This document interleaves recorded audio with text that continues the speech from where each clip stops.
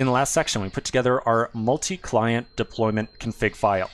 Now, we had already written out all the configuration for this before, and it's essentially a clone of what we already had. But again, I just wanted you to get used to some of the pieces of terminology inside of here, because you're going to be writing quite a bit of these configuration files over time.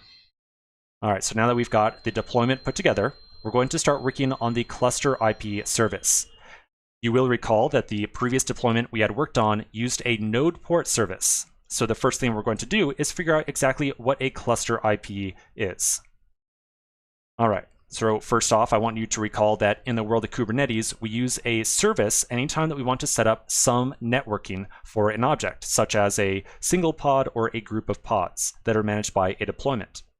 Now, we made use of a NodePort, which is going to expose a single pod or a cluster of pods to the outside world.